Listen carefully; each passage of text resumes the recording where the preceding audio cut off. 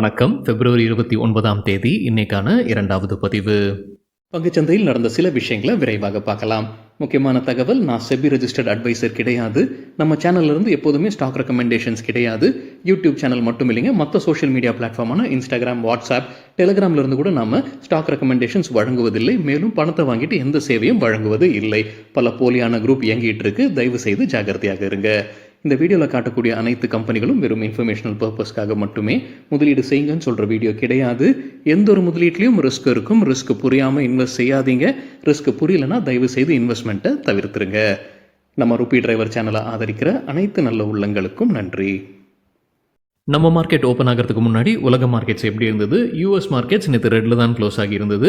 பெரும்பாலான European markets மிக்ஸ்டாக தான் இருந்தது நேற்று. இன்றைக்கி நம்ம மார்க்கெட் ஓப்பன் ஆகிறதுக்கு முன்னாடி ஏஷியன் மார்க்கெட்ஸ் எப்படி இருந்ததுன்னு பார்க்கும்போது பெரும்பாலும் ரெட்டில் தான் ட்ரேட் ஆகிட்டு இருந்தது. குறிப்பாக கிஃப்ட் நிஃப்டி ஃப்ளாட்டாக ட்ரேட் ஆகிட்டு இருந்தது. நம்ம மார்க்கெட் ஓப்பன் ஆகிறதுக்கு முன்னாடி எடுத்த ஸ்க்ரீன்ஷாட் இது. சில இண்டிவிஜுவல் ஸ்டாக்ஸ் மற்றும் செய்திகள் விரைவாக பார்க்கலாம். ஆயில் இந்தியா மார்ச் 8ஆம் தேதி டிவிடெண்ட் குறித்து முடிவெடுக்க போகிறதாக அப்டேட் கொடுத்துருக்குறாங்க. பஞ்சாப் அண்ட் சிந்த் பேங்க் தரப்பில் ஒரு அப்டேட் இருக்குது. கம்பெனியுடைய போர்டு ஒப்புதல் வழங்கியிருக்கிறாங்க ஃபண்ட் ரைசிங் பண்ணுவதற்கு. 2000 கோடி ரூபாய் வரைக்கும் ஃபண்ட் ரைசிங் பண்ணுறதுக்கு அனுமதி வழங்கியிருக்கிறாங்க. அடுத்த 12 மாதத்தில் எப்படி பண்ண போகிறாங்க அப்படின்றது இன்னும் உறுதி செய்யலை. அது பப்ளிக் இஷ்யூ வழியாக இருக்கலாம், rights issue, qualified institutional placement வழியாக கூட இருக்கலாம். ஐசிஐசிஐ செக்யூரிட்டிஸ் குறித்து மணி கண்ட்ரோல்லேருந்து கிடைத்த ஒரு தகவல், செபி அட்மினிஸ்ட்ரேட்டிவ் வார்னிங் கொடுத்துருக்காங்க ஐசிஐசிஐ செக்யூரிட்டிஸ்க்கு. இதனால் நிதி நிலைமையில் எந்த பாதிப்பும் கிடையாதுன்ற அப்டேட் கொடுத்துருக்காங்க ஐசிஐசிஐ செக்யூரிட்டிஸ். பிபி ஃபின்டெக் தரப்பு ஒரு அப்டேட் இருக்குது. பிபி ஃபின்டெக் பாலிசி பசாருடைய பேரண்ட் கம்பெனி. அவங்களுக்கு IRDAI Insurance Regulatory and Development Authority of India composite insurance புரோக்கருக்கான சர்டிஃபிகேட்டை வழங்கி இருக்கிறாங்க பிப்ரவரி 28ஆம் தேதியிலிருந்து. ஸோ இப்போ அவங்களுடைய அந்தஸ்து மாறுது. முன்னே இருந்தது டைரக்ட் இன்சூரன்ஸ் புரோக்கர், லைஃப் மற்றும் ஜென்ரல். இப்போ காம்போசிட் இன்சூரன்ஸ் புரோக்கராக மாறுறாங்க. ஜேஜி கெமிக்கல்ஸ் ஐபிஓ குறித்தான அப்டேட் மணி கண்ட்ரோல்லேருந்து கிடைத்திருக்கு. எப்போ ஓப்பன் ஆகுது? மார்ச் 4ஆம் தேதி. எப்போ முடிவடையுது? மார்ச் 7ஆம் தேதி. என்ன விலை நிர்ணயித்திருக்கிறாங்க? லோவர் பேண்ட் 210, அப்பர் பேண்ட் 221 ரூபாய். அதிகபட்சமாக 250 கோடி ரூபாய் வரைக்கும் ஃபண்ட் ரைசிங் பண்ணுறதுக்கான முயற்சி இந்த ஐபிஓ வழியாக. எக்ஸிகாம் டெலி சிஸ்டம்ஸ் ஐபிஓ குறித்தான அப்டேட். சப்ஸ்கிரிப்ஷன் எவ்வளோ ஆகியிருக்கு? நேற்று 2வது நாள் முடிவில் ஒட்டு மொத்தமாக 30 மடங்கு சப்ஸ்கிரிப்ஷன் ஆகியிருந்தது. ரீட்டைல் கேட்டகரி மட்டும் பார்க்கும்போது 68 மடங்கு சப்ஸ்கிரிப்ஷன் ஆகியிருந்தது. இவங்க எந்தெந்த பிஸ்னஸில் இருக்கிறாங்க? பவர் சிஸ்டம்ஸ் பிஸ்னஸ் மற்றும் எலக்ட்ரிக் வெஹிக்கிள் சார்ஜிங் பிஸ்னஸ்லையும் இருக்கிறாங்க.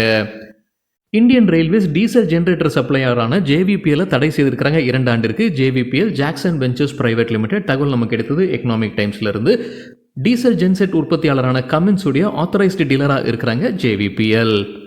ஐசிஐசிஐ பேங்க் குறித்து எக்கனாமிக் டைம்ஸ்லேருந்து கிடைத்த ஒரு தகவல், அவங்களுடைய ஒரு கிளை மேலாளர் மோசடி செய்திருக்கிறார். கிட்டத்தட்ட 12 கோடி ரூபாய் அவங்க மோசடியில் சம்பாதிச்சிருக்கிறாங்கன்ற தகவல் வெளியாகி இருக்கு. ஒரு என்ஆர்ஐ கஸ்டமருடைய கையெழுத்து அவங்க ஃபோர்ஜரி பண்ணியிருக்கிறாங்க. அது வழியாகத்தான் இந்த பணத்தை திருடி இருப்பதாக எக்கனாமிக் டைம்ஸ்லேருந்து கிடைத்த தகவல். விகாஸ்பூரி கிளையை சார்ந்த மேலாளர் தான் இந்த குற்றச்சாட்டில் உள்ளாயிருக்கிறாரு. விகாஸ்பூரி எங்கே இருக்குன்றது தெரியல. டெல்லி பக்கத்தில், ஒரு குருகிராம் பக்கத்தில் இருக்கும் போல தெரியுது. 2019ஆம் ஆண்டில் இந்த மோசடி அவர் செய்ய துவங்கி இருக்கிறான்ற குற்றச்சாட்டு இப்போதான் கண்டறிஞ்சிருக்கிறாங்க 2024. எல்கேபி செக்யூரிட்டிஸ் ஷார்ட் டேர்ம்கான சில ஸ்டாக் ரெக்கமெண்டேஷன்ஸ் கொடுத்துருக்காங்க. தகவல் கிடைத்தது மணி கண்ட்ரோல்ல இருந்து. மேக்ஸ் ஃபினான்ஷியல் சர்வீசஸ்க்கு பை ரேட்டிங். எதிர்பார்க்கிற டார்கெட் 1010, 1030, 7% அதிகரிப்பதற்கான வாய்ப்பு.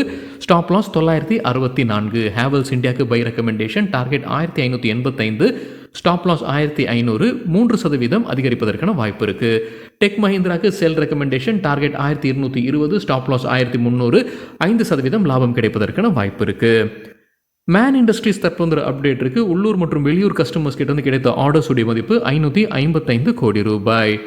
ஹிந்துஸ்தான் ஜிங்க் குறித்து என்டிடிவி ப்ராஃபிட்லேருந்து கிடைத்த தகவல், அவங்க கேபிட்டல் எக்ஸ்பெண்டிச்சரை அறிவிச்சிருக்கிறாங்க. அடுத்த 4 ஆண்டில் 15,000 18,000 கோடி ரூபாய் கேபிட்டல் எக்ஸ்பெண்டிச்சர் முதலீடு செய்வதற்கான வாய்ப்பு இருக்குது. எதற்காக இந்த முதலீடுனா விரிவாக்கம் செய்வதற்காகத்தான். அவங்களுடைய ஜிங்க் உற்பத்தியை அடுத்த 3 to 4 ஆண்டில் இரட்டிப்பாக்க வேண்டும்ன்ற இலக்கு வைத்திருக்கிறாங்க. 1.5 மில்லியன் டன்னை எட்ட வேண்டும்ன்றது.